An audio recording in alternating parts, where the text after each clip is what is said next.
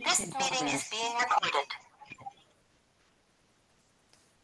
Muy bien, pues mientras estamos esperando que más compañeras y compañeros se unan a esta sala de Zoom, le damos la bienvenida a este seminario de doctorado del Programa de Globalización, Conocimiento y Desarrollo. El día de hoy vamos a tener nuestra primera sesión. Es una sesión que da continuidad a lo que ya hemos discutido el semestre anterior, balance y perspectivas de la 4T en México en este contexto global. Mi nombre es Patti Montiel, soy profesora en la Facultad de Economía, colaboradora investigadora también con colaboradores en el Programa de Globalización, Conocimiento y Desarrollo.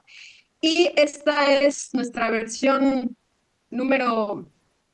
Debía de tener ese dato a la mano, no lo tengo, pero realmente tenemos semestre con semestre y semana con semana haciendo esta actividad.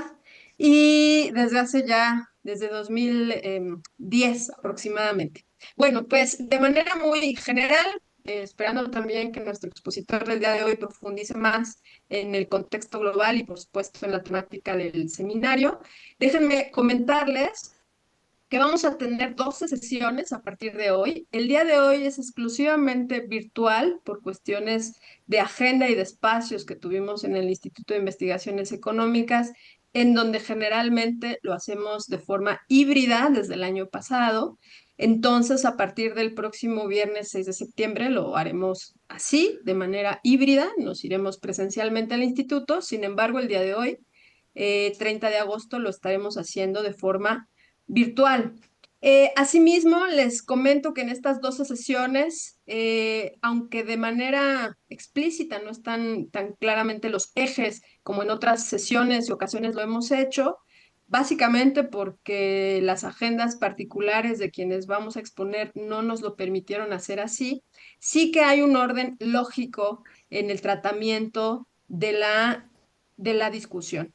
Entonces, vamos a continuar partiendo desde el punto de vista global, en lo que nos habíamos quedado el semestre pasado, de los populismos que están emergiendo a lo largo del mundo. Bajo esta idea, Sergio Ordóñez se va a hacer cargo de esta primera y segunda sesiones el próximo 6 de septiembre. Y también déjenme decirles que vamos a tener participaciones de invitadas e invitados durante este seminario. La colega Mónica Meireles, que nos hablará de brechas regionales de acceso al sistema bancario. Asimismo, tendremos como invitado a José Vargas para hablar de las perspectivas del presupuesto en este 2024 y vamos a abordar en perspectivas más de la coyuntura política y su trascendencia, con varias exposiciones de José Jesús Rodríguez, con temas como el Estado y el régimen político de la 4T, y también en este mismo contexto de los populismos nacionales, en el contexto global, hemos invitado a nuestro amigo y colega Sebastián Stulbach para hablar sobre el caso que está ocurriendo en Argentina. Asimismo, daremos continuidad a las discusiones que hemos abierto sobre ciencia, tecnología, por un lado a cargo de mi persona, pero también de la política industrial a cargo de Jorge Basabe o del nearshoring a cargo de Seika Sandoval. Y, por supuesto, tengo que hacer mención que hemos invitado a un especialista sobre el tema de la reforma al Poder Judicial, a Diego Valadez, que estará también presente en este seminario, y daremos continuidad a los temas, por supuesto, de balance económico en este seminario. Bien, pues de esta manera les comento que este va a ser nuestro seminario durante este semestre de 12 sesiones. Agradezco muchísimo el apoyo de la Secretaría Técnica del Instituto de Investigaciones Económicas, asimismo a nuestro equipo de apoyo logístico, Alejandra García, quien estará al tanto de todas las cuestiones operativas de este seminario. Y pues sin más, presento a Sergio Ordóñez, quien es investigador de nuestro Instituto de Investigaciones Económicas de la UNAM, miembro fundador del Programa de Globalización, Conocimiento y Desarrollo. Y sin más, le daré la palabra mientras yo voy ayudando con esta presentación.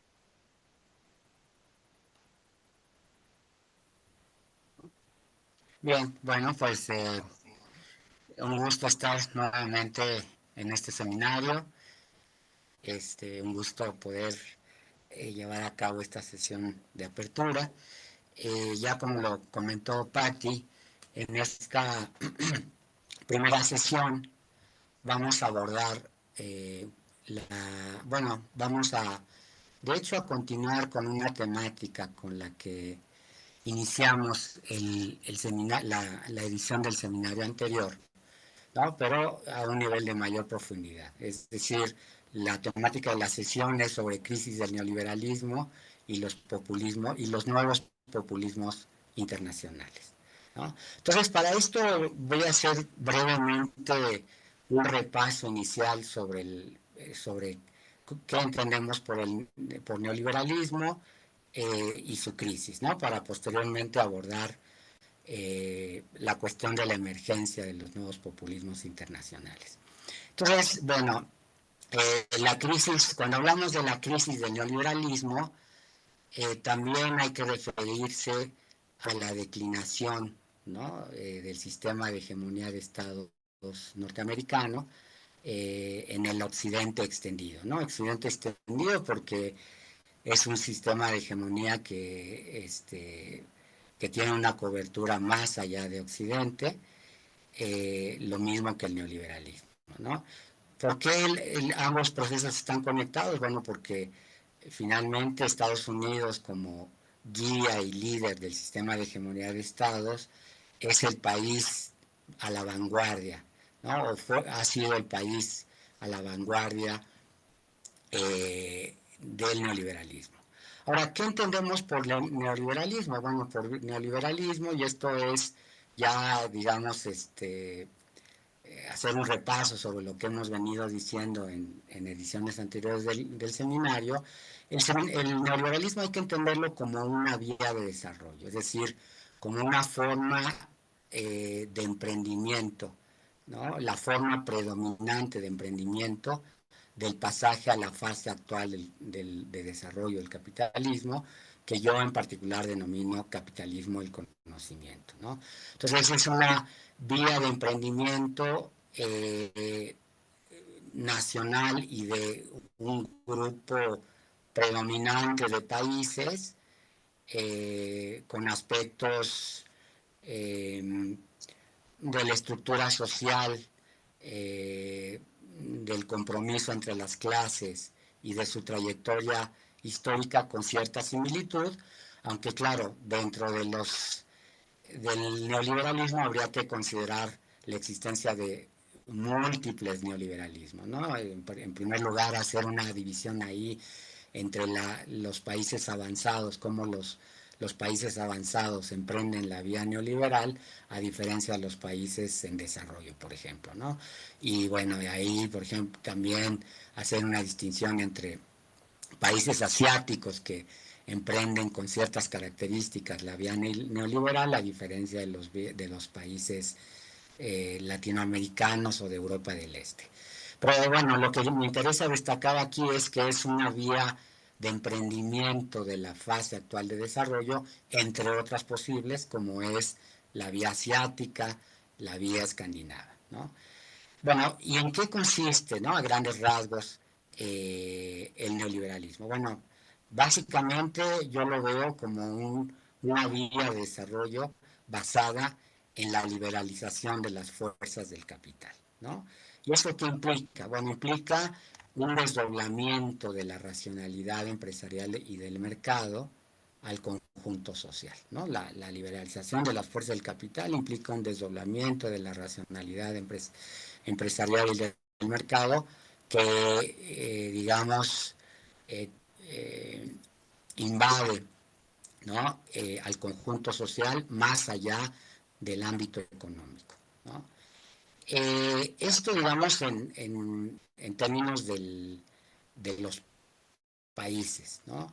Pero si nosotros consideramos las escalas inter, supra y transnacionales, ¿no?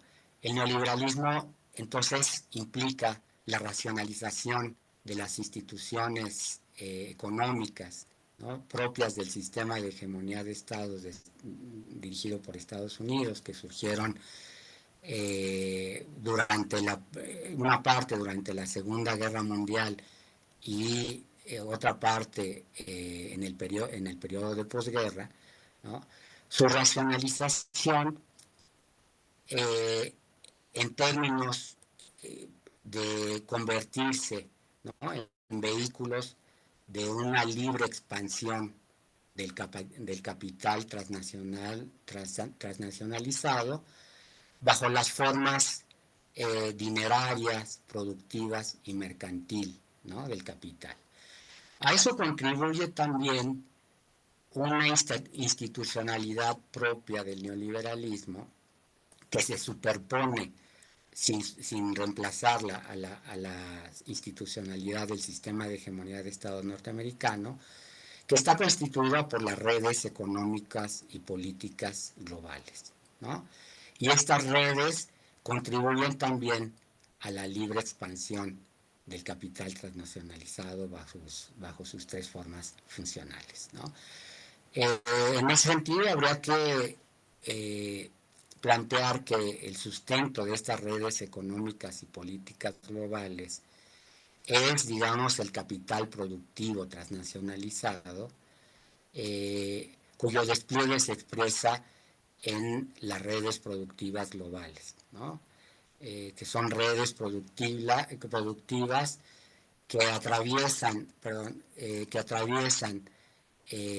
los espacios nacionales y que promueven una espacialidad localizadora, es decir, promueven una articulación y una jerarquización de las escalas espaciales, donde la escala supranacional se convierte en la escala dominante y tiende a articular directamente y a subordinar directamente a las escalas subnacionales, sin que exista entonces una mediación de la escala nacional en esa articulación, ¿no?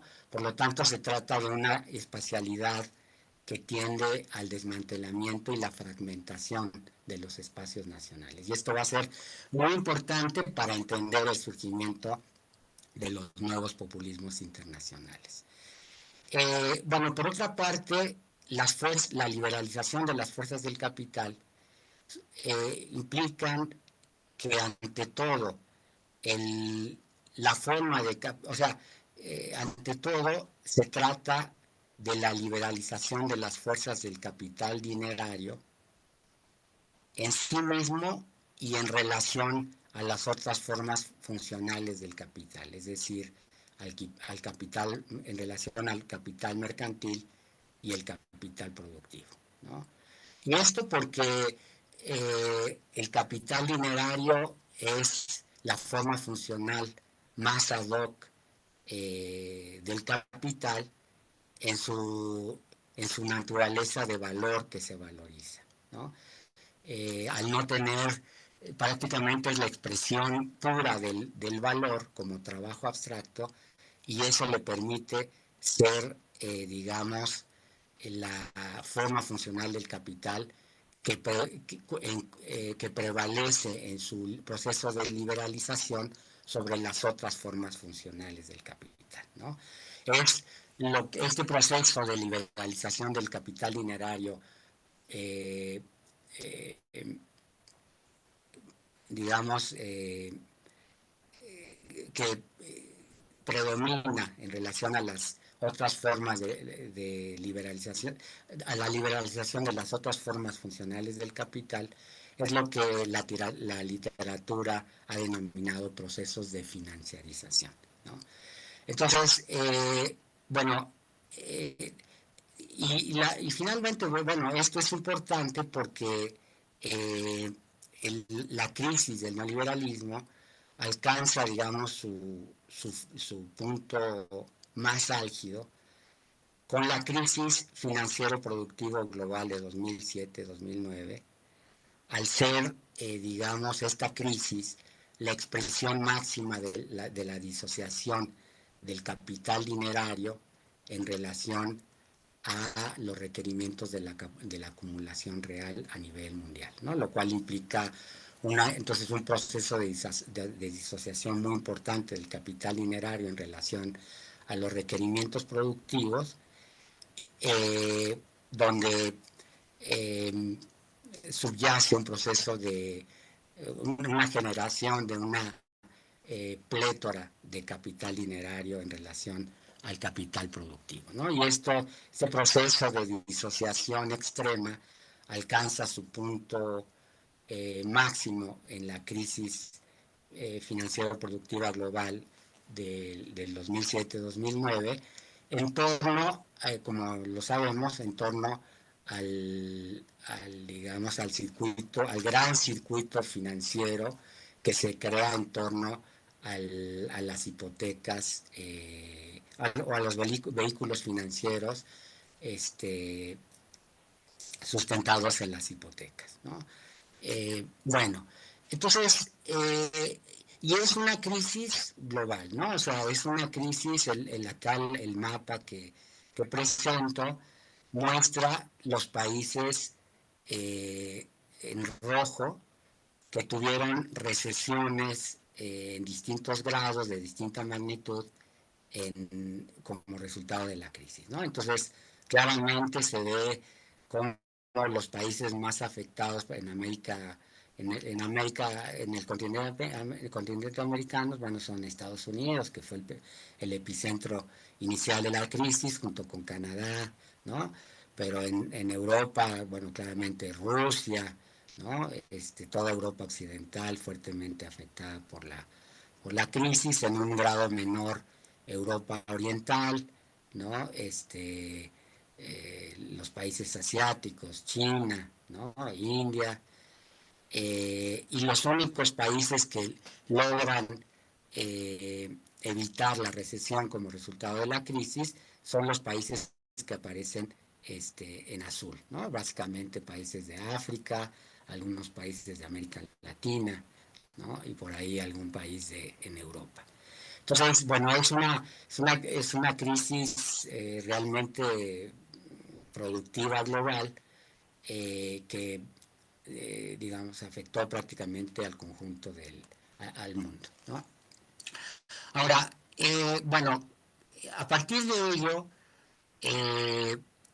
quiero explicar el surgimiento de los nuevos populismos, ¿no? Hay una relación muy estrecha entre la crisis productiva global del 2007-2009 como punto más álgido de la crisis del neoliberalismo y el surgimiento de los nuevos populismos internacionales. De hecho, si bien hay algunos procesos que anteceden a la crisis, por ejemplo, en América Latina, cuando, digamos, se manifiestan, ¿no? Con mayor fuerza, empiezan a manifestarse con mayor fuerza los nuevos populismos internacionales es a partir de la crisis del 2007-2009. Entonces, para explicar esto, quiero remitirme brevemente a lo que podríamos llamar los populismos históricos. Ah, perdón, Pati, no te dice que había que cambiar la lámina. Habría que referirse a los populismos históricos, Sí, ¿no? ahora la cambio. Sí, perdón, Pati, es que estoy viendo la lámina que yo tengo en la pantalla y me seguí de corrido. Entonces, habría que detenernos un poco en lo que podríamos llamar los populismos históricos, ¿no? Bueno, entonces, ¿cómo podemos entender a los populismos, ¿no? Bueno, en general se trata de movimientos políticos sociales, ¿no? Que surgen en periodos de nacionalismo internacional, ¿no? En periodos de proteccionismo y de posicionamiento del Estado, ¿no? Entonces, una característica es esta, ¿no? Son movimientos políticos sociales que están ligados a periodos internacionales de nacionalismo, de proteccionismo y posicionamiento estatal, ¿no? Ahora, los populismos triunfantes, en realidad hay que verlos como partes de procesos de revolución pasiva, ¿no? Este es un concepto gramsciano que implica cómo en un proceso hegemónico las clases dominantes incorporan elementos, demandas, aspiraciones, objetivos históricos de las clases y grupos subalternos dentro de su propio proyecto hegemónico de las clases dominantes para no dejarse superar históricamente, ¿no? Y crear un proyecto hegemónico bajo la dirección de las clases dominantes, ¿no?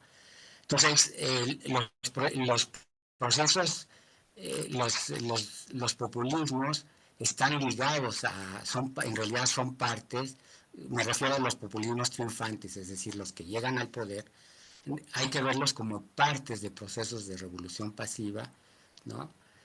Eh, que asumen la forma, o sea, esta incorporación por parte de las clases dominantes de objetivos, aspiraciones y demandas de las clases subalternas en un proyecto hegemónico propio, eh, en el caso de los populismos, en el caso específico de los populismos, asume la forma de la creación de una nueva identidad popular, ¿no? Recuperando valores, tradiciones, intereses y aspiraciones nacional populares, ¿no? Como forma de incorporación en la cual las clases dominantes incorporan intereses y demandas y objetivos históricos de las clases y grupos subalternos, ¿no? Y esto entonces va a ser un aspecto clave, ¿no? En los populismos. Esta característica de formar parte de procesos de revolución pasiva, mediante las cuales las clases y grupos dominantes eh, eh, tratan de impedir ser superados históricamente, ¿no? Bueno, y Bueno, y habría que, y entonces, en esta perspectiva, los populismos pueden tener un carácter progresivo o regresivo, ¿no? Según el momento histórico en el cual se han venido dando, ¿no? O sea, hay momentos donde han tenido un carácter progresivo y hay momentos donde han tenido un carácter regresivo, ¿no? Eh, bueno, a ver, el primer periodo de nacionalismo, proteccionismo y posicionamiento del Estado es el periodo que inicia hacia 1880, ¿no? Donde de 1880 hacia finales del siglo XIX, donde no existen experiencias populistas triunfantes, ¿no? Hay movimientos populistas pero que sin embargo no llegan al poder, ¿no? Y aquí podríamos referirnos básicamente a dos, ¿no? El movimiento populista de los Narodniki en Rusia, con el cual Lenin polemiza arduamente, y que es un movimiento populista que planteaba algo que después planteó el maoísmo en China, o sea, sobre la posibilidad de llegar al socialismo a partir de las comunas campesinas y, digamos, aprovechando el espíritu comunitario del campesinado, ¿no? Entonces era un planteamiento que decía que se podía transitar en Rusia directamente del feudalismo y de la existencia de comunas campesinas como sustento para, digamos, la construcción del socialismo sin pasar por el capitalismo, ¿no? Entonces, claramente, ahí los populismos, que como digo, no llegaron al poder, tenían un carácter regresivo, ¿no? O sea, digamos, actuaban en contra del desarrollo histórico, ¿no? En ese sentido regresivo. También está ahí, habría que mencionar en este periodo de 1880 hacia finales del siglo, la experiencia de Estados Unidos, ¿no? El Partido de los Pobres, el surgimiento del Partido de los Pobres, que era un partido ligado a los agricultores endeudados, ¿no? En el marco bueno, con posterioridad a la guerra civil norteamericana, y que era un partido que buscaba la creación de, digamos, la pequeña propiedad capitalista, ¿no? Extendida como forma de defender, digamos, a los agricultores de los grandes capitalistas agrícolas, sobre todo en el sur, que los habían sometido a una situación de endeudamiento muy fuerte, ¿no? Entonces acá igual, ¿no? Finalmente esa demanda actuaba, digamos, en contra del desarrollo histórico del capitalismo en Estados Unidos, ¿no? Entonces es un periodo donde los populismos, que insisto, no fueron populismos triunfantes que llegaron al poder, tienen un carácter regresivo, ¿no? Ahora, el siguiente periodo es el de 1930 a 1950 aproximadamente, y acá se trata del surgimiento de los populismos, nos referimos al surgimiento de los populismos en América Latina, ¿no? En el contexto, bueno, y aquí habrá que referirse a la experiencia de Cárdenas en México, la experiencia de Vargas en Brasil, la experiencia de Perón, ¿no? El primer gobierno Perón en Argentina, que son populismos, o sea, que forman parte de procesos de revolución pasiva, que lo que hacen es incorporar demandas, intereses históricos, aspiraciones, tanto de la clase obrera como del campesinado, en el proyecto hegemónico encabezado por las clases dominantes, por la burguesía, en términos de la industrialización nacional, ¿no? Entonces, bueno, es un proceso que adquiere su forma más acabada en el caso de México, o sea, el proceso más radical, ¿no? Es el de México, donde se incorporan demandas más, digamos, se incorporan mayormente las demandas de la clase obrera y del campesinado en el proyecto de industrialización nacional liderado por la burguesía industrial, aunque ahí hay un proceso de sustitución de la clase por el Estado, o sea, en realidad es el Estado el que promueve este proceso de revolución pasiva, pero para proporcionar la hegemonía a la burguesía industrial que encabezaría el proceso de industrialización, ¿no? Acá entonces claramente son populismos que tienen un carácter progresivo, ¿no? O sea, es una forma en la cual se incorporan los intereses de las clases subalternas en un proyecto histórico de desarrollo, ¿no? de los países, aprovechando las oportunidades que ofrecía una industrialización nacional, ¿no? Basada en la sustitución de importaciones, ¿no? A partir de ahí viene el despegue de los países hasta los años 60, ¿no? Basados en la industrialización nacional. Habría que mencionar otro breve periodo de populismos, particularmente en México en los años 70, ¿no? Y aquí habría que referirse al gobierno en particular de Echeverría de 1970 a 1976 en el marco de la crisis de la sustitución de importaciones, ¿no? Y las primeras, bueno, en un momento en el cual en el mundo se habían roto con el compromiso de la de los de las las los límites, donde se había roto con el compromiso del sistema de hegemonía de estados norteamericanos de el anclaje, ¿no? De los tipos de cambio, ¿no? Las bandas de flotación fijas de los tipos de cambio a nivel internacional que hacían que los países acumulaban con base en la demanda interna y de esta manera se evitaban devaluaciones de tipo competitivo, ¿no? Entonces, al haberse roto con las bandas de flotación a nivel mundial en los años 70, se empieza con las guerras comerciales a partir de la devaluación de los tipos de cambio, y es en este marco que el gobierno de Echeverría, ¿no? Si bien por un lado buscaba la consolidación del fordismo en México, proceso que no se había dado más que parcialmente durante el periodo previo, ¿no? Buscaba la consolidación del fordismo, la extensión de la contratación colectiva, ¿no?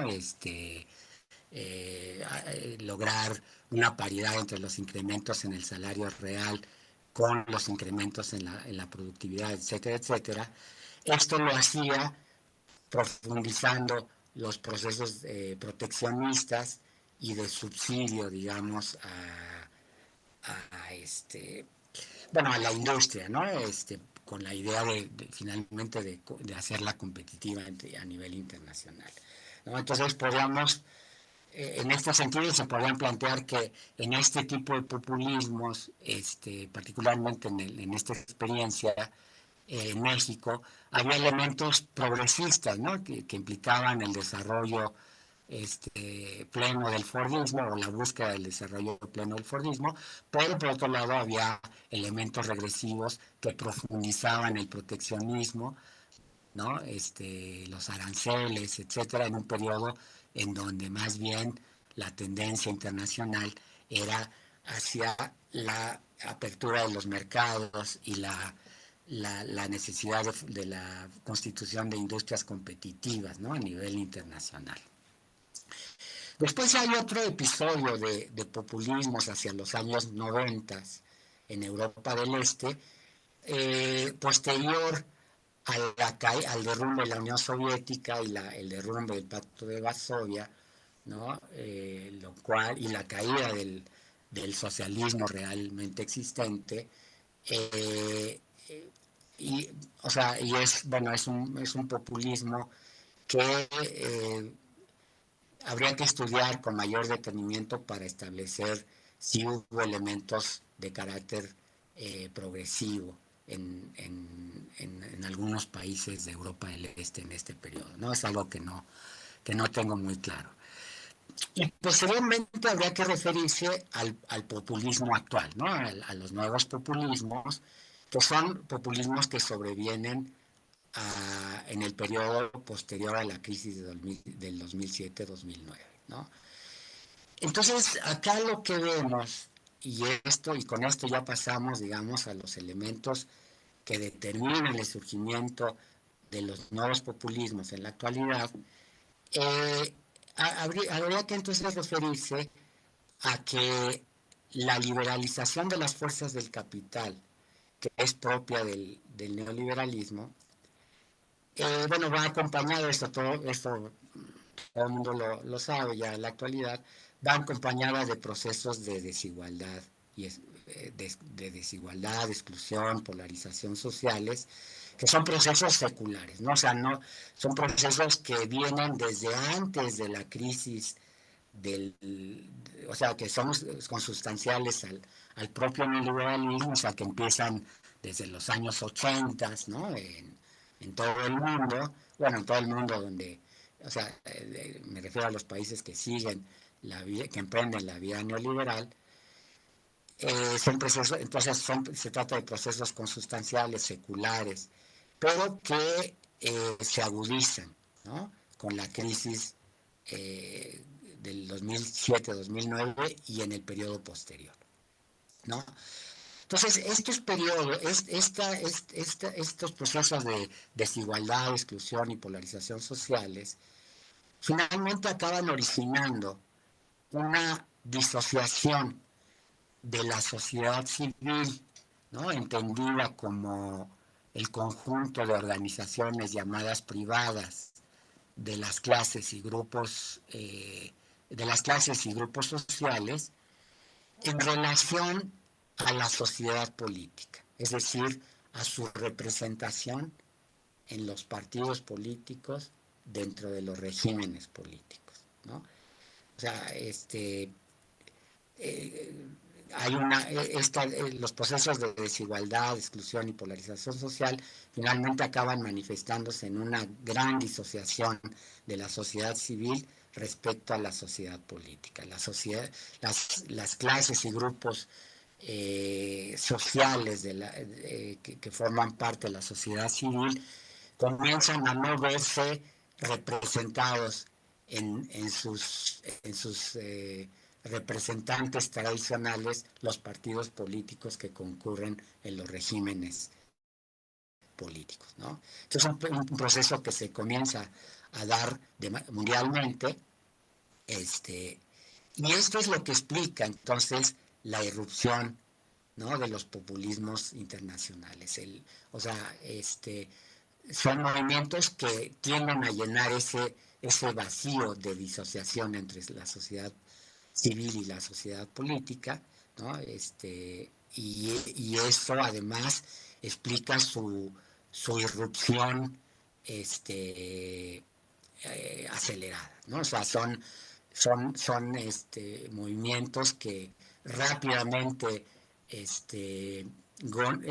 ganan representatividad social, la representatividad que están perdiendo los partidos tradicionales, irrumpen en los sistemas políticos y alterando la relación de fuerzas tradicionales entre los partidos previamente existentes, y en los casos más exitosos rápidamente llegan al poder, ¿no?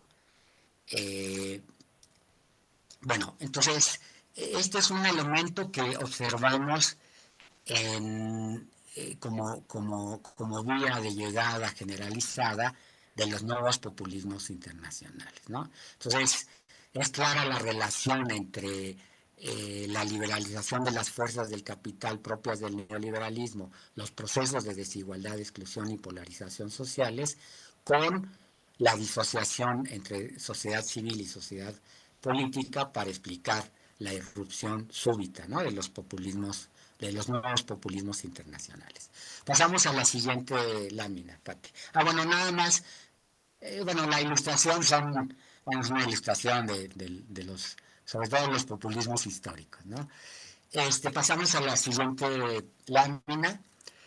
Entonces, bueno, ¿cuáles son las características de los nuevos populismos internacionales? Bueno, en primer lugar, son populismos, son movimientos políticos sociales, ¿no?, que de una u otra forma actúan en defensa de los espacios nacionales, ¿no?, frente a los procesos de desmantelamiento y fragmentación de la espacialidad localizadora propia del neoliberalismo, ¿no? Esto como primera característica en común, ¿no? O sea, en general los nuevos populismos son populismos que tratan de defender los espacios nacionales frente a los procesos de desmantelamiento y fragmentación neoliberal, ¿no? En segundo lugar, bueno, se trata, como los populismos históricos, de parte de procesos de revolución pasiva, ¿no?, en el cual las clases dominantes, ¿no?, incorporan intereses, aspiraciones, objetivos de las clases y grupos subalternos dentro de un proyecto propio a las clases dominantes, esto asume la forma ¿no? De la creación de una, y es lo específico, los nuevos populismos asumen la forma de la creación de una nueva identidad popular actuante en torno a una problemática social muy sentida, ¿no? O como reacción a una problemática social muy sentida, como puede ser el problema de la inmigración en Europa, ¿no? El problema de eh, la falta de seguridad y la violencia, ¿no? Esto generalizado, ¿no? En los países que han seguido una vía neoliberal, o como puede ser el mismo problema de la desigualdad, exclusión y polarización social, ¿no? Que también son propias al neoliberalismo. Entonces, la revolución pasiva, ¿no? Intento de incorporar intereses, objetivos, demandas de las clases subalternas dentro de un proyecto hegemónico de las clases dominantes, asume la forma de la creación de una nueva identidad popular actuante en torno a estas problemáticas muy sentidas y que finalmente entonces implican es una revolución pasiva orientada a una continuidad restauradora de la vía neoliberal, ¿no? Porque son populismo, o sea, son movimientos que no, que mediante este proceso de revolución pasiva tratan de crear una hegemonía hacia las clases y grupos subalternos de la vía neoliberal, ¿no? Entonces, por eso hablo de una revolución pasiva que tiene como orientación una continuidad restauradora de la vía neoliberal, ¿no? Bueno, y es un proceso impulsado por una nueva intelectualidad política, ¿no? O sea,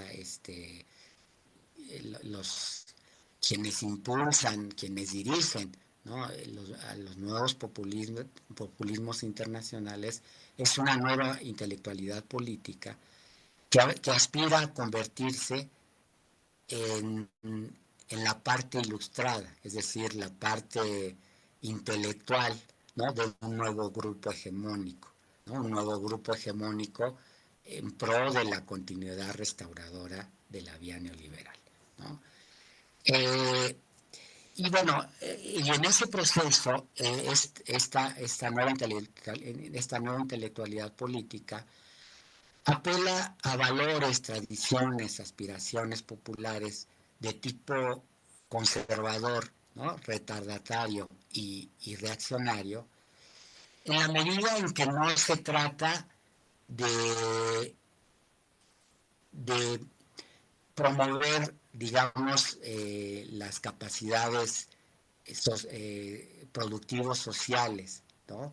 Ligado a los procesos de conocimiento propios de la fase de desarrollo actual, sino se trata más bien de preservar la vía que retarda y frena estos procesos eh, productivos sociales, ¿no? Por lo tanto, los valores populares a los que se apela son valores de tipo conservador, retardatario y reaccionarios, ¿no?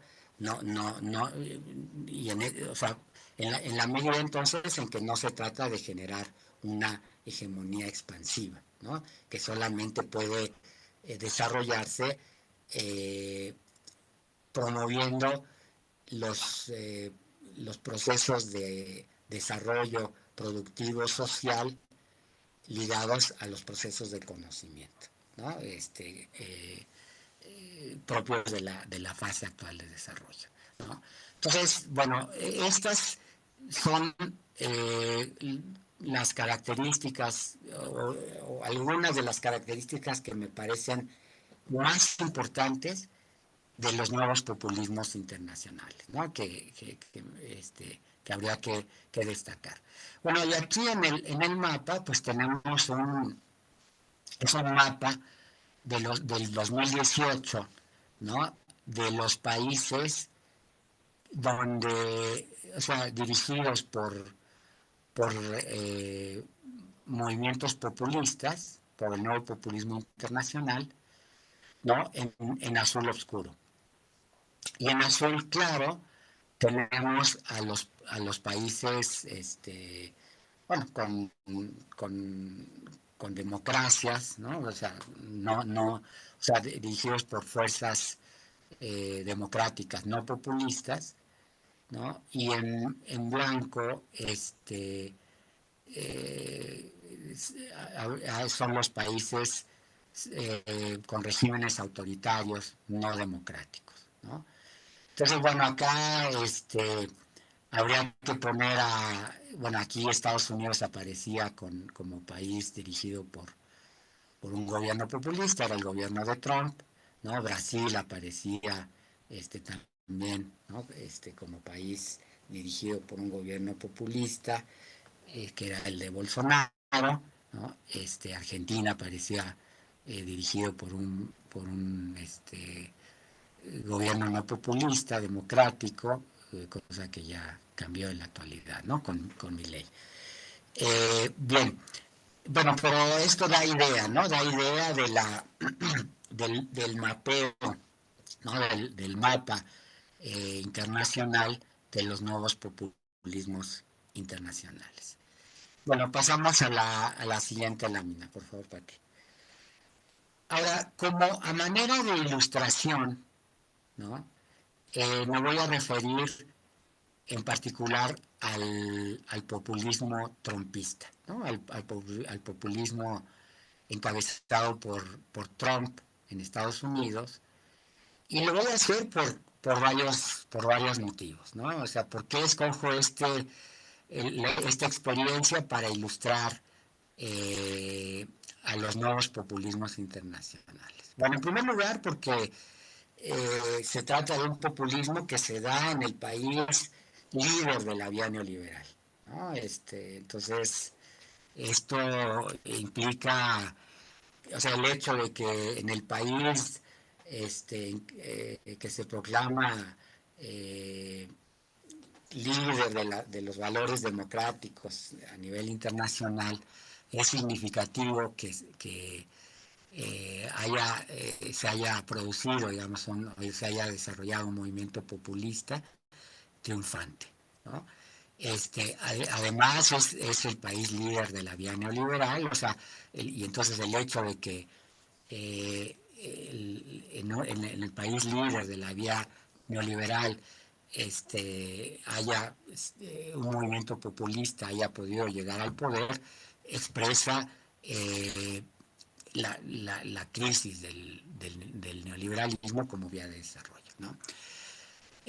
Pero además me refiero a esta experiencia porque es una experiencia en la cual los populismos, o sea, es una experiencia en la cual los nuevos populismos alcanzan, digamos, su máxima expresión política, ¿no? Su máxima expresión política en realidad fue o sea, estuvo caracterizada por el intento violento, el intento de violentar la transición democrática del poder, ¿no? Que es, digamos, está en el origen de la razón de ser, ¿no? De la nación americana, entre comillas, ¿no? Entonces esto, en realidad, o sea, el que el movimiento populista triunfante haya atentado contra la transición democrática del poder, significaba atentar contra los valores que le dan razón histórica, ¿no? A la propia nación norteamericana, ¿no? Entonces, esto implica, digamos, implica la llegada a su máxima expresión política de los nuevos populismos internacionales. Y era, bueno, fue un intento violento con rasgos insurreccionales y de manipulación mediática generadora de consenso, ¿no? Porque no solamente fue el intento de violentar la transición democrática en el Capitolio, ¿no? Con grupos armados, sino además una cobertura mediática, los medios que apoyan a la ultraderecha en Estados Unidos, tratando de crearle consenso, ¿no? Al alegato del fraude electoral. Bueno, entonces, ahora, ¿cuál era, en qué consistía, ¿no? En el trompismo, en el populismo trompista, la nueva identidad popular? Bueno, el populismo trompista apelaba a los verdaderos patriotas norteamericanos, ¿no? A los verdaderos patriotas estadounidenses, y los llamaba a reclamar su tierra, fíjense, ¿no? Los llamaba a reclamar su tierra, que es una defensa, un intento de defensa del espacio nacional, ¿no? Y poner a América primero, ¿no? Make American First, para finalmente make America great again, ¿no? Hacer a Estados Unidos grande de nuevo, ¿no? Movimiento que posteriormente se conoció como MAGA, ¿no? Make America great again, ¿no? Entonces, claramente es un movimiento que apela, ¿no? A un valor popular muy sentido en Estados Unidos, ¿no? Los verdaderos patriotas norteamericanos, en defensa de su tierra, o sea, rescatar su tierra para poner a Estados Unidos primero y volver a hacer a Estados Unidos grande de nuevo, ¿no? El bloque social que sustenta, ¿no? al, al nuevo populismo, a este nuevo populismo, al populismo trompista, bueno, es la tradicional base republicana, ¿no? Constituida por la iglesia evangélica, los que están en contra de la intervención del gobierno, ¿no? Las grandes compañías y grandes fortunas interesadas en la disminución de los impuestos, digamos lo que se denomina como los halcones militares, o sea, la, la, los, poli, la, digamos los políticos más de derecha dentro del aparato militar norteamericano, los fanáticos de las armas, ¿no? En fin, ¿no? Toda la tradicional base republicana, pero además, ¿no? Y esto es muy importante, la explicación de la llegada al poder del populismo trumpista, el haber logrado la mayoría del electorado en 3 estados del llamado Rust Belt desterritorializado, ¿no? Es decir, toda la zona del Midwest, lo que se denomina, lo que se conoce como el Midwest norteamericano, o sea, el oeste medio, particularmente 3 estados, ¿no? Que fueron claves: el estado de Michigan, el estado de Pensilvania y el estado de Ohio, ¿no? Son estados tradicionalmente demócratas y que en esa elección fueron ganados por los republicanos. Y fíjense, o sea, se trata de 3 estados que forman parte de lo que se conoce como el Rust Belt, que había que agregar desterritorializado, es decir, una región devastada por los procesos de offshoring, outsourcing, ¿no? Y por el desplazamiento de la importancia, la acumulación de capital en Estados Unidos, de la industria, de todo el complejo metalmecánico, petroquímico y automotriz, en favor del sector electrónico informático y de las telecomunicaciones como núcleo dinámico, ¿no? De la actual fase de desarrollo, que implica un proceso de desterritorialización de toda esta región, es un abandono, ¿no? Y con las correspondientes secuelas económicas y sociales sobre esta región, ¿no? Estos estados, ¿no?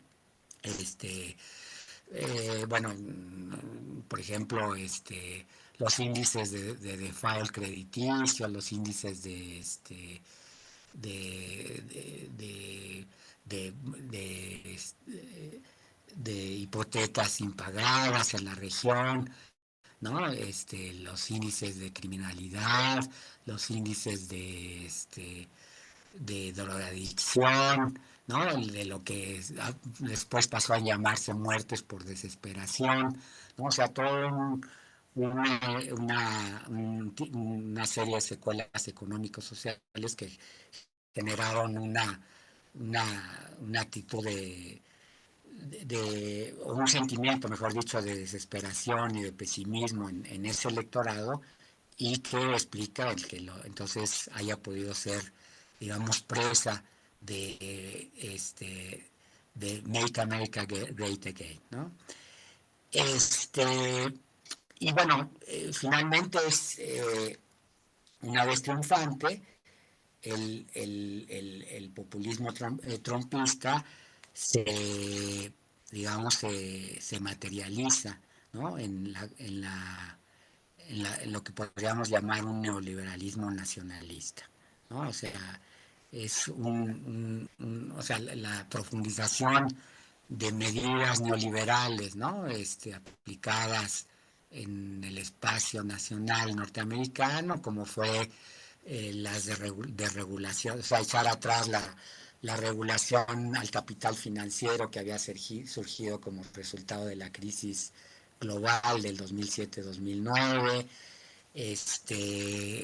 quitar reglamentaciones a la industria petrolera, ¿no? Permitir nuevamente el desarrollo de energías fósiles, bueno, la quita de impuestos, ¿no? O sea, toda una serie un nuevo arsenal de medidas neoliberales, eliminar la neutralidad de la red, en fin, ¿no? Pero al mismo tiempo con una defensa, o sea, digamos, la búsqueda de una defensa y un redespliegue del espacio nacional, ¿no? Bueno, mediante un plan de inversión en infraestructura nacional, ¿no? Y bueno, lo cual también implicaba un posicionamiento del Estado en términos de, digamos, principios de políticas industriales para posicionar a Estados Unidos en la vanguardia, a la vanguardia de industrias de punta, ¿no? Como los semiconductores, las redes de 5G de quinta generación, etcétera, ¿no? Entonces, digamos, profundizar el neoliberalismo, pero al mismo tiempo y de manera contradictoria, implicando también un proyecto de defensa y redespliegue del espacio nacional mediante un posicionamiento del Estado, ¿no? Bueno, pasemos a la siguiente lámina, Pati, por favor. Bueno, y para concluir con el tema de los nuevos populismos, habría que referirse a otros nuevos populismos, ¿no? Lo que podríamos llamar otros nuevos populismos, que son populismos que surgen en países que han seguido otras vías de desarrollo, ¿no? Particularmente la vía asiática y otras vías que no han sido estudiadas, como podría ser la vía seguida por Rusia, por ejemplo, ¿no?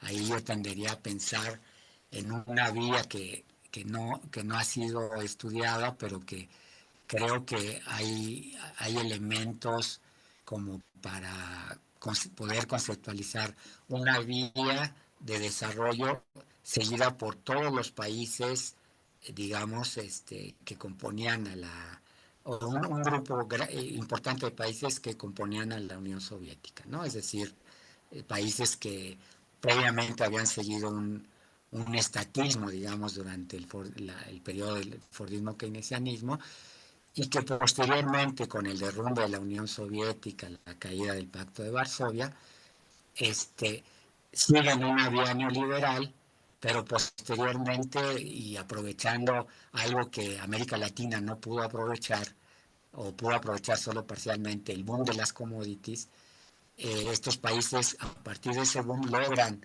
salirse o sea, logran romper con el neoliberalismo, creando una vía, este, una vía sui generis, digamos, ¿no? Que estaría por estudiar, que podríamos tentativamente llamar como una vía euroasiática, ¿no?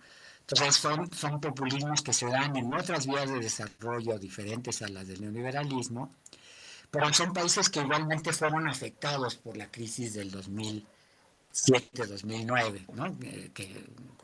Cuya amplitud global o cuyo efecto global pudimos observar en el mapa, ¿no? que presenté al principio. Entonces, bueno, son populismos que, bueno, que se dan, ¿no? No exclusivamente, pero que sí se dan también en los países que han venido constituyendo una nueva alianza, ¿no? De estados emergentes, ¿no? Dirigida particularmente por China e India, ¿no?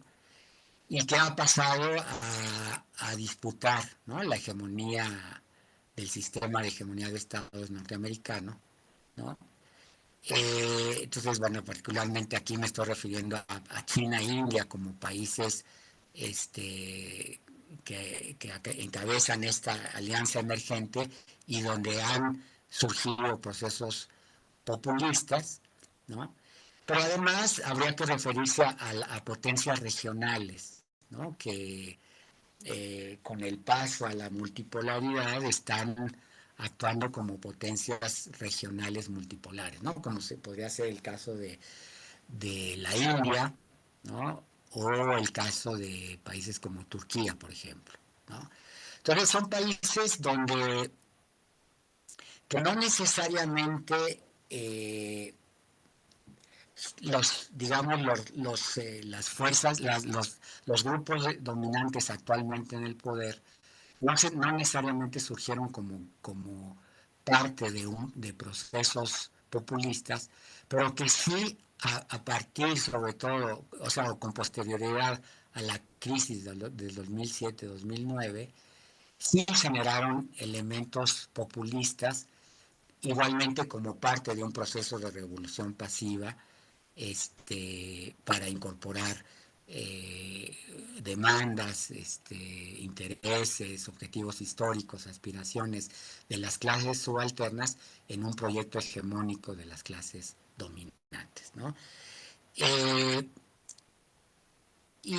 Pero acá la especificidad de este populismo es que es un populismo que se refiere a, digamos, a crear una nueva identidad popular extendida más allá del espacio nacional, ¿no? En un, o sea, y de origen remoto, eh, que podríamos denominar como populismos civilizatorios, ¿no? O sea, o sea, tienden a crear una nueva identidad popular digamos, o sea, como digo, extendida más allá del espacio nacional, ¿no? Y de origen remoto en aspectos, digamos, civilizatorios, ¿no? De, o sea, de poblaciones que tuvieron, digamos, un alcance más allá de los espacios nacionales y que constituyen, bueno, que comparten valores, tradiciones, eh, eh, digamos, aspiraciones, ¿no? Más o menos en común, Entonces son procesos que forman entonces parte de un proceso hegemónico interno, pero que además justifican, van en términos de justificar un posicionamiento como gran potencia, ¿no? De diferente alcance, ¿no? Es decir, este, o sea, esta identidad nacional extendida lo que tiende a hacer es justificar un posicionamiento de gran potencia en términos de, digamos, o en una amplitud de pueblo-civilización, ¿no? Y bueno, son populismos que como digo, o sea, por ejemplo, refiriéndonos al caso chino, ¿no? O sea, la llegada de Xi Jinping, ¿no? En 2012 al poder, no fue, digamos, inicialmente, digamos, bajo alineamientos populistas, pero sí comienza a desarrollar elementos de populismo, sobre todo con el proyecto de lo que se conoce como la prosperidad compartida o la prosperidad común, ¿no? Que es claramente un intento de proceso de revolución pasiva, ¿no? Que entonces se acompaña o sea, recupera elementos populistas ligados a la tradición maoísta, ¿no? Que tiene bueno, fuertes elementos populistas, ¿no? En principios como la línea de masas, o sea, consignas como aprender del pueblo, y bueno, todo lo que fue, por ejemplo, la revolución cultural, ¿no? Entonces, bueno, son otros populismos internacionales que no quería dejar de mencionar, porque en realidad forman parte de los nuevos populismos, aunque la presentación trató de centrarse en los nuevos populismos en los países neoliberales, ¿no? Bien, entonces, bueno, con esto lo dejo ahí, Pati, para pasar a la sesión de preguntas y observaciones. Es, decía yo que, bueno, pues, gracias por la presentación, Sergio. Antes de dar la palabra, que ya empezaron a levantar la mano, por supuesto, escribí en el chat del Zoom desde hace rato. Déjenme hacerles déjenme dejar de compartir. No sé si ya lo hice. Sí, ya lo estás compartiendo, Pati. Qué bien. Y lo siguiente, es decirles que, claro, ¿no? Estamos en la idea de profundizar sobre los populismos y los nuevos populismos que ya se había planteado desde las primeras sesiones. Les invito a revisar la bibliografía que Sergio nos propone para este seminario. Les invito a ver qué es lo que nos propone respecto a la lectura del trumpismo, respecto a la lectura de los populismos otros, ¿no? Que están existiendo. Y para ello, permítanme hacerles un comercial, que lo podemos decir así, de nuestra página del Pueblo Code, que ya está rehabilitada en estas semanas últimas, que entren a ver los seminarios y que de ahí de manera directa vayan al seminario del doctorado y vayan viendo también tanto los anteriores seminarios que están colgados en esta parte de la página, como el actual. Y que de esta manera vayan llegando a la sesión número 1 del día de hoy y que puedan ustedes bajar cada una de las referencias bibliográficas para abundar en estos temas que se han planteado el día de hoy, articuladamente por Sergio, proponiéndonos una visión sobre el populismo desde una perspectiva histórica y teóricamente fundamentada. Entonces, disculpen que me tome estos par de minutos para hacerles esta invitación a profundizar la lectura al respecto de lo que ha estado planteando Sergio. Sin más, y después de esta breve invitación, le doy la palabra a Jorge Basabe. Adelante. ¿A quién? Perdón, es que es a mí, Sí, Pati. adelante. Es que Antes se de que oye un empiece poco yo con corta. la lectura. Ok, es que se escucha un poco cortado tu micrófono. Se escucha bien el mío, ¿verdad? Se escucha Sí, bien. Ok, ok. Solo Este, baja tu mano, Jorge. ya quito mi mano, Sí, quita tu mano. ya la No, quité. Ya, ok. ok. Está bien. Oye, bueno, primero, una excelente exposición. Felicidades, Sergio. Me gustó mucho. Yo creo que nos queda a todos muy claro. Pero hay algo que quisiera que elaboraras un poco más porque tengo alguna duda en la aplicación del concepto de revolución pasiva, que para ti es central en la explicación. Por lo siguiente, me queda muy claro eh, la aplicación de ese concepto de revolución pasiva. En el caso de Bolsonaro, en el caso de Trump, en el caso de Milei, por dar algunos ejemplos, los más evidentes, en donde una clase dominante incorpora las aspiraciones de las clases subalternas para tomar el poder por la vía democrática, ¿no? Que eso es un punto importante por el voto. Pero cuando pienso en el caso de México, por ejemplo, tengo estas dudas.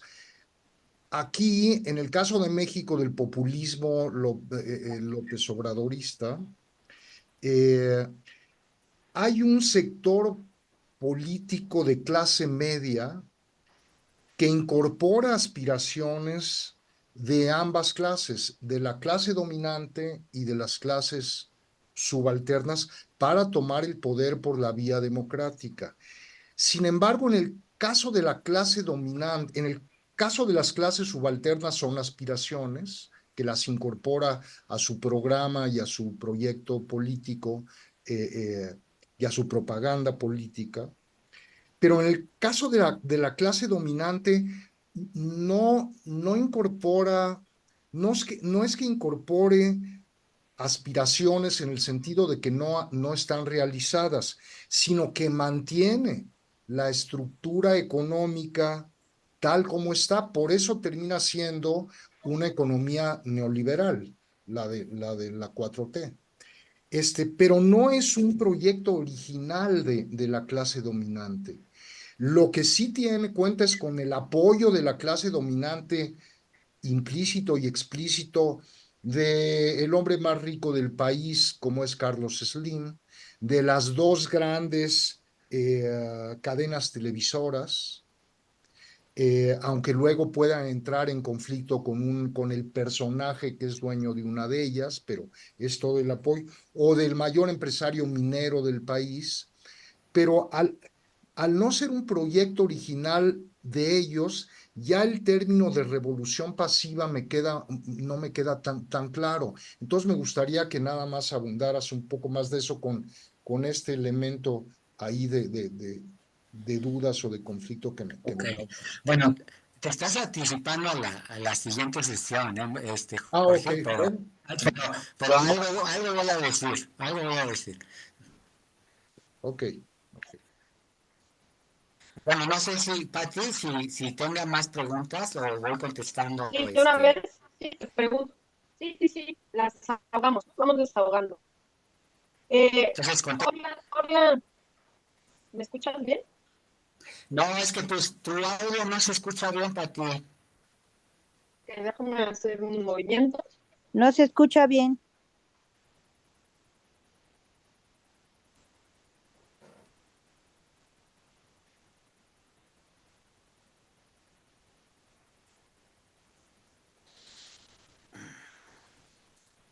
¿Listo? Bueno, ¿se escucha? Ya se escucha mejor, creo. Bien, con que me escuchen bien, suficiente.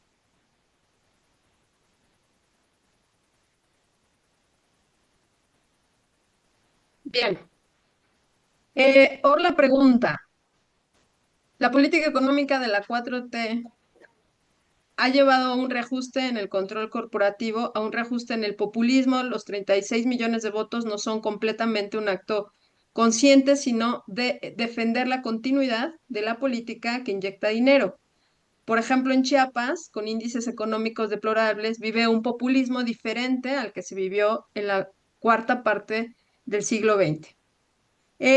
José Montoya te manda un saludo, te felicita por el resumen y comenta, creo importante añadir que estos nuevos populismos apelan, como decía el profesor, a los valores reaccionarios, precisamente porque esos son los códigos que son comprensibles por la subcultura en resistencia de una gran parte de la población, la cual en América Latina al menos ha emergido como respuesta a la disociación de la sociedad política y de la sociedad civil.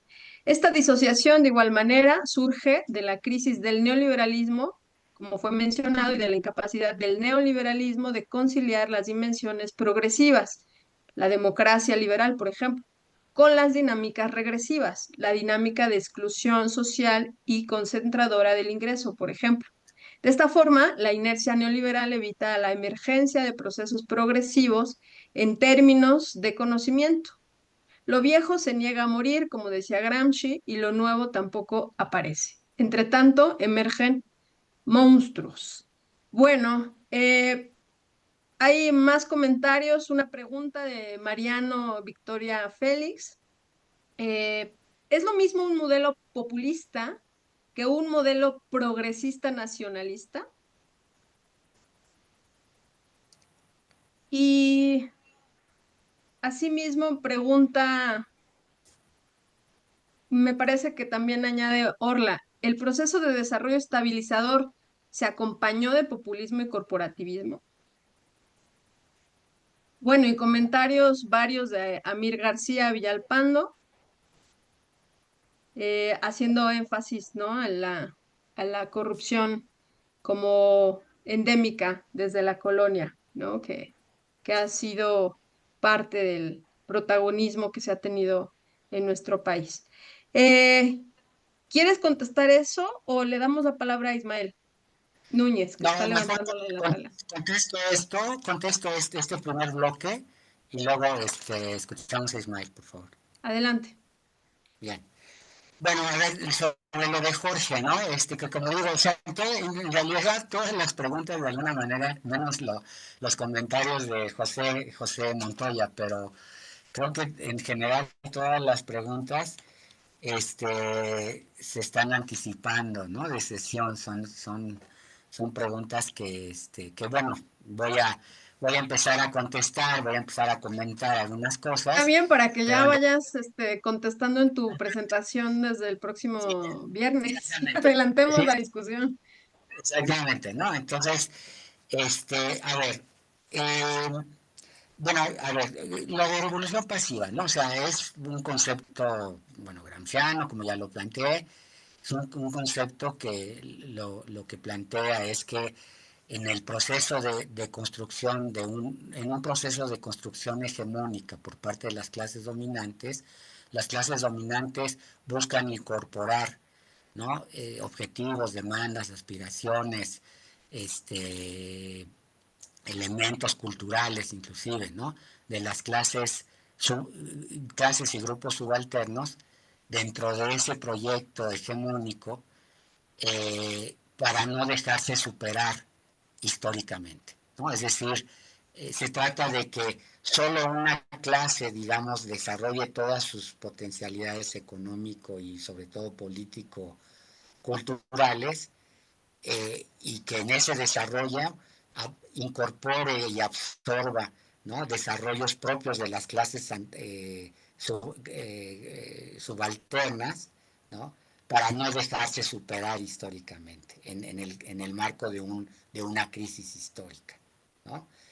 Entonces, bueno, Gramsci usa este concepto para referirse, bueno, a muchos procesos, ¿no? Al Risorgimento italiano de los años hacia 1870, ¿no? El fordismo, el surgimiento del fordismo, ¿no? O sea, como en el proyecto fordista, el proyecto fordista americanista, como las clases dominantes incorporan las aspiraciones, por ejemplo, de la contratación colectiva, ¿no? De los sindicatos nacionales, ¿no? De la, bueno, los salarios en incremento, ¿no? El incremento en el nivel de vida de las clases, de la clase obrera, ¿no? Dentro del proyecto hegemónico de las clases dominantes, ¿no?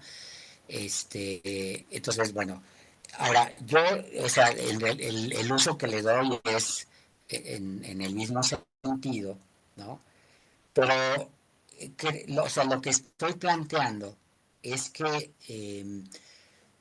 a ver, o sea, que los nuevos populismos internacionales, o sea, las fuerzas que encabezan estos nuevos populismos internacionales son fuerzas que pretenden convertirse en, en la parte, o sea, en una nueva intelectualidad política, ¿no? Una nueva clase política, por llamarlo así, ¿no?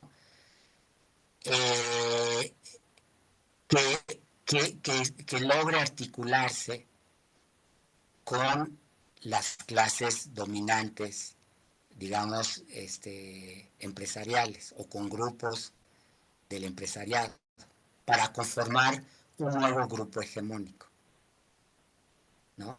O sea, eso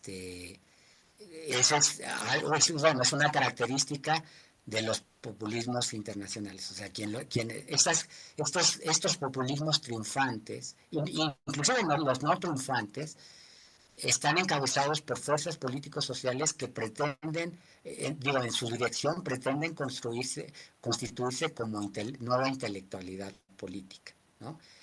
Y de esa forma constituir como la parte ilustrada, o sea, la parte intelectual de un nuevo grupo dominante, ¿no? Que tendría que articularse con, digamos, su correspondiente económico, ¿no? Con grupos del empresariado, en fin, ¿no?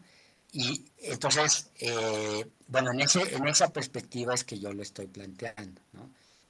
Lo de o sea, por eso, sí, no es un proyecto que surja de las clases dominantes, sino es un proyecto que surge de una nueva intelectualidad que aspira a convertirse en parte de un nuevo grupo hegemónico, ¿no? Así es como yo lo veo, ¿no? Eh, Ahora, bueno, ahí sobre lo que planteaba sobre las clases medias, como si las clases medias, refiriéndonos a la experiencia de la 4T, ¿no? Yo creo que ahí las clases medias están divididas, o sea, si bien en la primera votación, la de 2018, creo que hubo un voto masivo, ¿no? Hacia la propuesta de la 4T, creo que en esta última elección hubo una escisión, ¿no? De las clases medias, o sea, un gran porcentaje de la clase media, o sea, creo que finalmente es como el grupo social más desencantado, por decirlo así, ¿no? O sea, clases medias y grupos de intelectuales, ¿no? Creo que es el grupo que se desgajó en mayor medida del bloque social que apoyó en un inicio, o sea, en las elecciones del 2018 a la 4T, ¿no? Entonces ahí, habría que ver, ¿no? O sea, realmente a qué grupo nos estamos refiriendo, o sea, al grupo que en la última elección, ¿no? Apoyó a la continuidad, o al grupo que votó en contra, ¿no? Este, bueno, no sé si con esto quede más o menos, digo, inicialmente responder a la pregunta, ¿no? Ahora, sobre el comentario de José Montoya, de acuerdo, ¿no? Creo que va en la misma línea de lo que estoy planteando. Sobre lo que comentaba, un comentario por ahí de Orla sobre el desarrollo estabilizador. Yo creo que el desarrollo estabilizador es el periodo en el cual el, el corporativismo en México, ¿no?, alcanza su expresión más acabada, ¿no? O sea, es, digamos, el periodo en que el corporativismo de Estado, que es, digamos, como podría concebirse el bloque histórico, ¿no? Surgido de de la Revolución Mexicana y en su línea de continuidad con la Revolución Pasiva cardenista, ¿no? Creo que es en el periodo estabilizador donde este corporativo de Estado alcanza su máxima expresión. ¿Por qué? Porque, bueno, logra, entre otras cosas, incorporar a los grupos más avanzados de la clase obrera, ¿no? En el corporativismo. Me estoy refiriendo a los trabajadores, por ejemplo, de la industria automotriz, ¿no?, que ya para entonces había alcanzado un grado de desarrollo importante, ¿no?, de las industrias metalmecánicas. Entonces, pero ahí no me parece que haya habido elementos, digamos, de populismo, ¿no?, en ese periodo. Creo que los elementos de populismo, como lo decía en la presentación, bueno, en América Latina, en México en particular, se dieron básicamente en los años 30, ¿no?, en el periodo de revolución pasiva que da como resultado la construcción del corporativismo de Estado y la industrialización por sustitución de importaciones, ¿no?, que serían como las características del bloque histórico, ¿no?, que se constituye en ese periodo, ¿no? Entonces, pues ahí sí hay procesos, fuertes procesos populistas como digo, o sea, algo equivalente a lo que sucedió en Estados Unidos en los años 30, ¿no? Con el New Deal, ¿no? El New Deal lo que hace es incorporar demandas, aspiraciones de las clases subalternas, del campesinado, de la clase obrera, en un proyecto hegemónico de las clases dominantes, ¿no? Algo parecido sucede en ese periodo en México, que es cuando finalmente, en México y América Latina, cuando se constituye el bloque histórico, ¿no? Y ese bloque histórico en realidad alcanza su máxima expresión en el caso de México en el periodo estabilizador, o sea, en los años finales de los años 60, 50 hasta los 60, ¿no? En los 60 a finales de los 60 empiezan a manifestarse los primeros elementos de crisis, ¿no?, del corporativismo de Estado, que es ante esos elementos de crisis que reacciona, ¿no?, el gobierno de Echeverría, ¿no? En parte ahí la problemática era el gran endeudamiento, bueno, el proceso de endeudamiento, la falta de competitividad industrial, ¿no? Bueno, la inflación que empieza a aparecer en ese periodo, pero muy ligada a la falta de competitividad industrial y al estancamiento de la productividad en el aumento de la productividad del trabajo. Entonces, más bien ahí se intenta dar solución, ¿no?, digamos, a los elementos de crisis del corporativismo de Estado, recurriendo a elementos populistas, ¿no? O sea, un poco, o sea, sí, recuperando elementos inclusive de los populismos de los años 30, 40, ¿no? Me parece que ahí sí hay elementos de populismo, ¿no? Y que, como decía, o sea, creo que ahí, o sea, en los años 30 los elementos populistas claramente juegan un papel progresivo, ¿no? O sea, lo que hacen es, digamos, consolidar el proceso de sustitución de importaciones como forma de industrialización y el bloque, y bueno, y el corporativismo del Estado, que es lo que va a permitir el despegue, ¿no? de los países latinoamericanos de los años 40 a los años 60, 70, ¿no? Entonces, claramente, o sea, el populismo ahí juega un papel progresivo, ¿no? O sea, es una revolución pasiva en términos de progreso histórico, ¿no?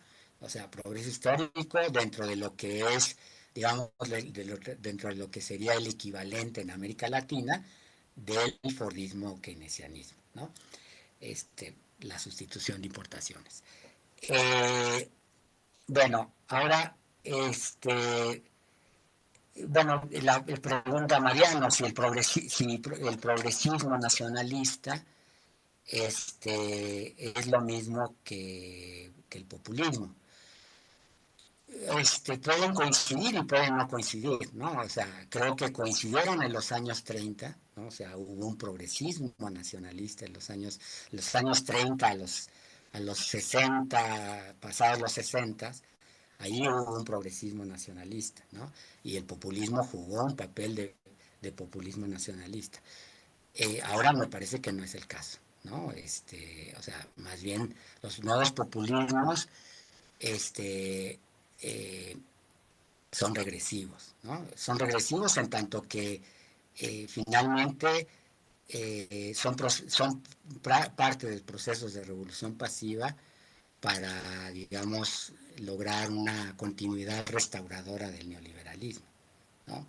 El neoliberalismo es justamente lo que no permite, ¿no? El desarrollo de todas las potencialidades de la fase de desarrollo del capitalismo basada en los procesos de conocimiento, ¿no? Por eso estoy de acuerdo con lo que decía Jorge, o sea, dentro de este proceso de revolución pasiva en el país, ¿no? Que vamos a estudiar con mayor detalle en la próxima sesión, en realidad es un proceso de revolución pasiva que consiste en una transformación del Estado, ¿no? Más no en una transformación productiva social, ¿no?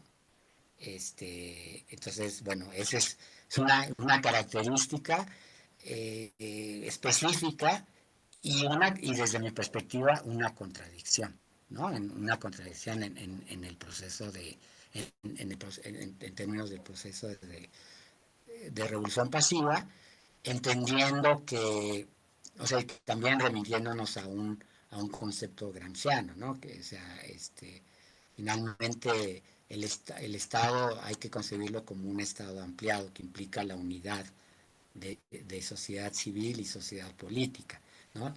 Aquí se está tratando de transformar la sociedad política sin transformación de la productiva social de la sociedad civil, ¿no? Entonces, bueno, lo dejo ahí como punto a retomar, ¿no? En la próxima sesión. Gracias, Sergio. Justamente eso es clave, ¿no?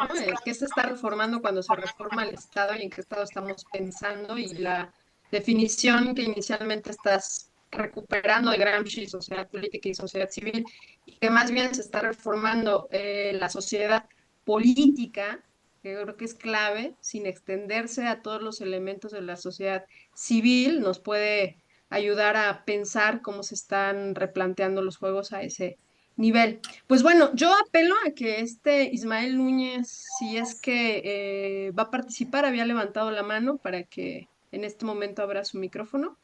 Pati, Hola, yo también levanté la mano, Pati. Sí, pero primero Ismael Núñez y luego tú, José. hola, bien breve.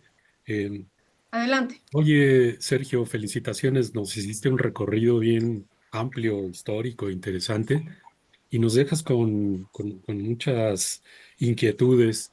En realidad, en los últimos 3 minutos respondiste a la pregunta que yo te quería hacer, porque tú decías que los populismos son restauradores de la vía neoliberal. Y cuando hablas de esto de la sociedad política que está cambiando al Estado o ciertas instituciones o a nivel político y que no está modificando las estructuras aguas abajo, ¿no? en la producción, en la tecnología. Y tú decías en alguna parte de tu presentación, frena proyectos productivos sociales. Y a mí me hacía mucho sentido porque efectivamente no hemos visto en muchos de los gobiernos progresistas de América Latina y en particular en el ensayo de la 4T, que haya proyectos cooperativos, por ejemplo. Esa es una parte que no se ha explorado ni siquiera ligeramente. La otra, por ejemplo, son las comunidades campesinas, los ensayos sociales en rurales, eh, productivos, tampoco han sido parte de las políticas. Entonces, parece ser que me va quedando un poco claro esto de la revolución pasiva, que queda solamente en términos de lo político-político y que no está modificando la estructura económica. Por lo menos en ese paso parece ser que vamos. Era esa la pregunta, Sergio, pero pues ya quedó respondida. Muchas gracias, Pati. Pues ahí te Ismael, gusto en saludarte. Adelante, José Vargas. Sí, muchas gracias. Sergio, también felicitarte por esta brillante exposición. Sin embargo, creo que no está exenta de algunas cuestiones polémicas sobre las cuales me gustaría referirme. Mira, por ejemplo, la definición que da Marx de sociedad civil en el prólogo que hace a la Contribución General a la Crítica de la Economía Política de 1859, él dice que retoma a Hegel como él entiende a la sociedad civil y que esta es producto, digamos, del modo de producción que se vuelve dominante específicamente a partir del desarrollo de las fuerzas productivas en una época histórica dada. O sea que, por ejemplo, en el capitalismo, la sociedad civil estaría integrada por obreros y capitalistas, porque esas son, digamos, las ramificaciones sociales que produce este sistema en su evolución o en su fundación y trayectoria, etcétera. Bien, entonces, a partir de esto, eh, paso a la cuestión que habla sobre cómo promueven los gobiernos populistas en los años 30 la industrialización, que tú llamas basada en la sustitución de importaciones. O sea, tú aquí estás privilegiando ese concepto de sustitución de importaciones como factor fundamental de esa industrialización, pero yo creo que es un proceso más amplio, o sea, dentro de este proceso más amplio, la sustitución no es más que una parte de un proceso que es la creación del mercado interior mediante la difusión del trabajo asalariado, que eso implica la expropiación, el despojo, el timo por parte de los capitalistas, y que la sustitución viene a ser, digamos, una parte de un proceso en donde el Estado promueve, impulsa, multiplica y expande ese proceso de creación del mercado interior. Entonces, me parece a mí que esa visión cepalina, mapache de la industrialización, producción e importaciones, sí habría que precisarla porque entonces, digamos, no dejamos claro que el fondo del problema es justamente la creación del mercado interior. Y por último, la cuestión del concepto de revolución pasiva. O sea, yo creo que cuando hay una revolución pasiva, sí cambia todo. O sea, cambia la estructura productiva, cambian digamos, las relaciones sociales, cambia incluso la propia estructura de clases del capital y del trabajador. O sea, hay un cambio global, yo diría, de espacio, de método de producción de plusvalor, etcétera, etcétera, etcétera. ¿Por qué? Porque Gramsci está partiendo de la idea de que la revolución pasiva solamente se da cuando hay una crisis histórica del capital.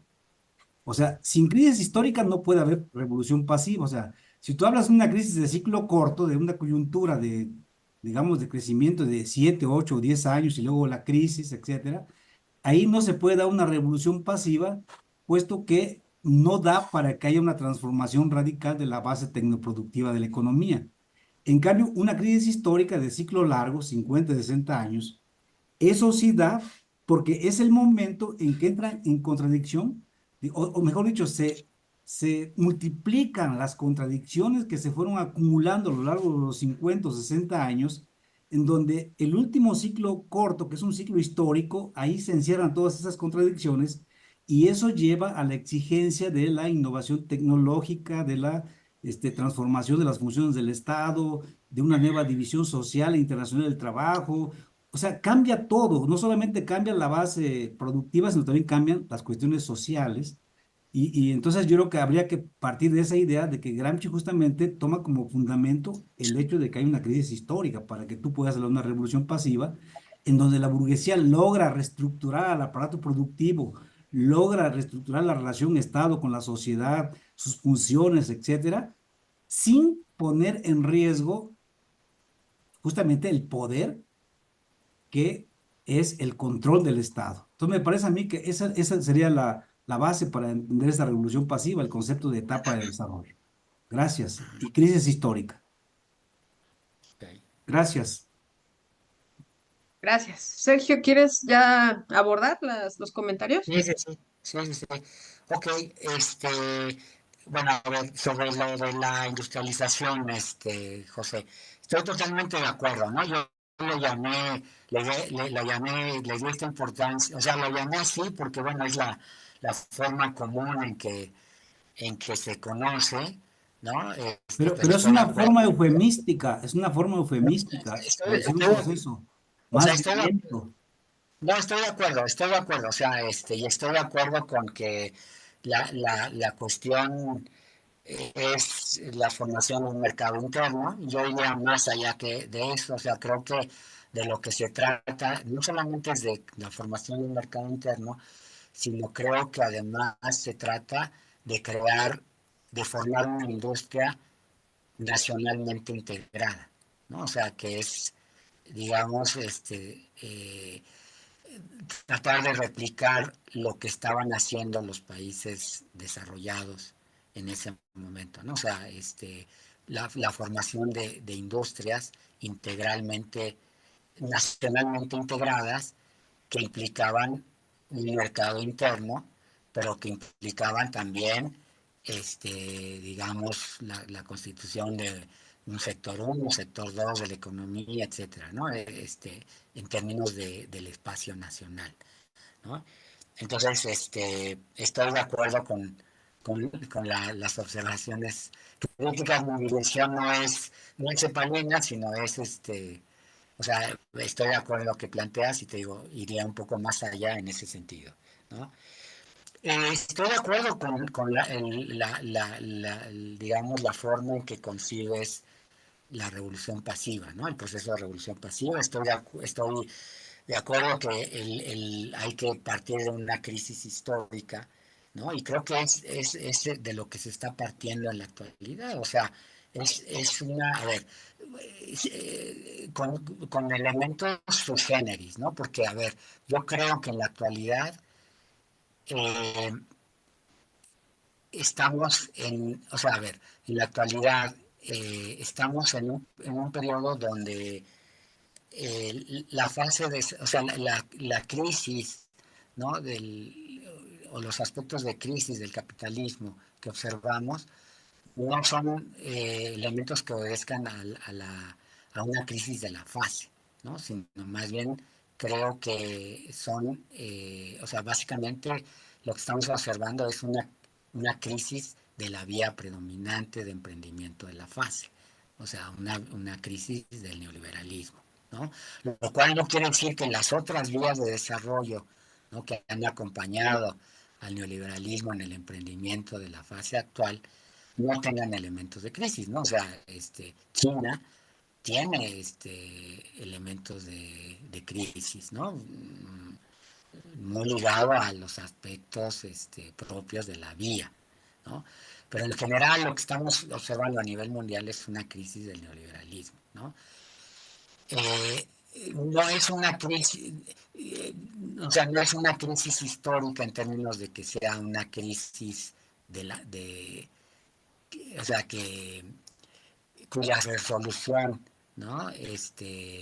Abra paso a una nueva fase de desarrollo, sino más bien es una crisis histórica en el sentido de que la vía predominante, ¿no? Se ha convertido en un obstáculo, ¿no? Para el desarrollo de las potencialidades de la fase, ¿no? Entonces, en ese sentido, me parece que sí es aplicable el concepto de revolución pasiva, ¿no? Como intento de solución de esa crisis de la vía predominante, ¿no? Este, em, y bueno, creo que esto que planteas, o sea, todo lo que, la trascendencia, el alcance que tiene un proceso de revolución pasiva, visto a la luz, o sea, o en comparación con el proyecto de revolución pasiva que está encabezando la 4T en México, pues creo que expresa las limitaciones de ese proceso de revolución pasiva, ¿no? De la 4T, ¿no? O sea, deja ver los alcances limitados, ¿no? Y por lo tanto, las posibilidades de éxito, ¿no? Yo lo plantearía más bien en esa perspectiva, ¿no? Que es una, como digo, en realidad no estamos adelantando en mucho a lo que vamos a discutir, ¿no? En la sesión siguiente, porque justamente la sesión siguiente va a ser tratar a la luz del estudio, ¿no? De los nuevos populismos internacionales, en tratar de entender más en profundidad qué es la 4T como tentativo de solución de la crisis del neoliberalismo mediante un proceso de revolución pasiva, ¿no? Entonces lo dejaría ahí, ¿no? Como para continuar la discusión con más elementos en la próxima sesión. Bien, Sergio, estoy de acuerdo con tu respuesta. Muchas gracias.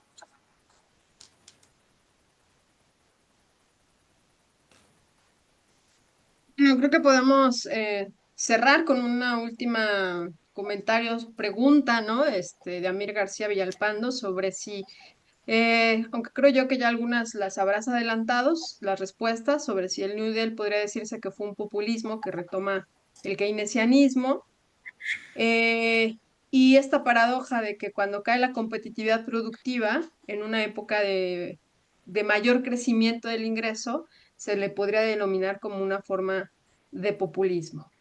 Y asimismo, creo que este concepto, por las preguntas que veo en el chat del Zoom sobre revolución pasiva, ¿no? La concepción de revolución pasiva, em, es un concepto en efecto clave que para aquellos que han revisado textos de Gramsci que tal vez se hicieron muy populares décadas atrás, que ahora son convenientes retomar, pues revolución pasiva justo como lo planteaba Jorge Basabe y ahora lo ha retomado Sergio, pues tiene que ver con la correlación de fuerzas en la resolución de demandas entre distintas grupos y clases, ¿no?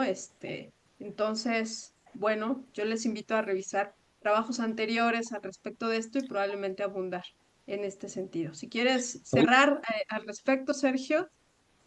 Bueno, a ver, sobre el New Deal, ¿no? Yo creo que tampoco, o sea, hay procesos de revolución pasiva que no necesariamente incluyen elementos populistas, ¿no? Y ahora, o en qué medida, creo que lo que habría que plantear más bien.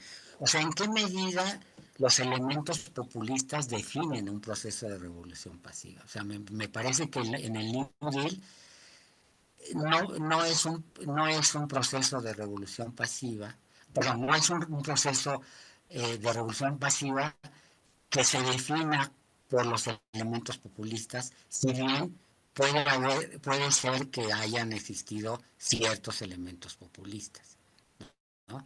Pero al contrario de lo que sí fueron los procesos de revolución pasiva en América Latina en ese periodo, ¿no? Que ahí, bueno, claramente sí se referían el intento de crear una nueva identidad popular, ¿no? Que unificada, o sea, unificadora en torno a un proyecto histórico de las clases dominantes, ¿no? En el New Deal no había eso, ¿no? O sea, era más bien el discurso era cómo salir de la crisis, ¿no? Del 29,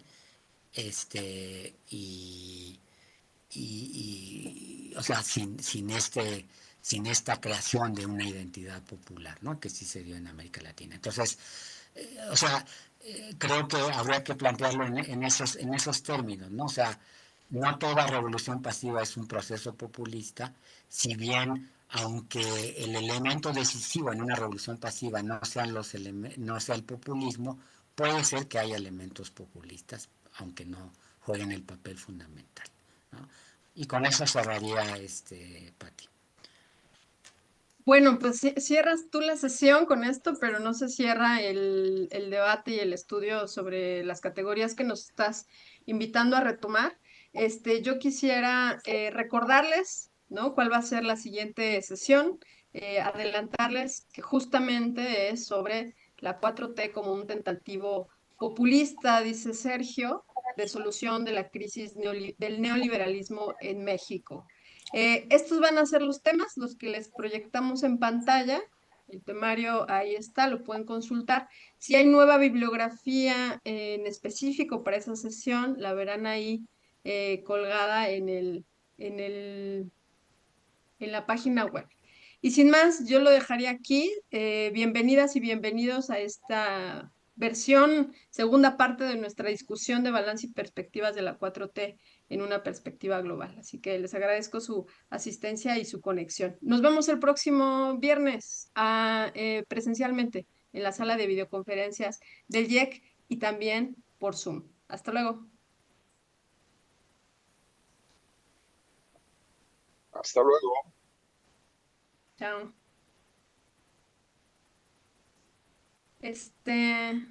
Bueno, por ahí ya viste que te mandan saludos, ¿no, Sergio? Sí, aunque no alcancé a leer todo lo que decían, nada más me aparece así como, tenía que ver lo del chat y no tuve tiempo de verlo, ¿no? Pero Sí, creo que en le general los pediremos, comentarios. sí, en la Secretaría Técnica seguramente le solicité a Evelyn que nos puedan compartir el, este, las, el chat. Pero bueno, pues te mandan saludos bueno, Mariano, por supuesto, y también Angélica, Y yo, Seika. Ok. oye, Sergio, yo te quería preguntar,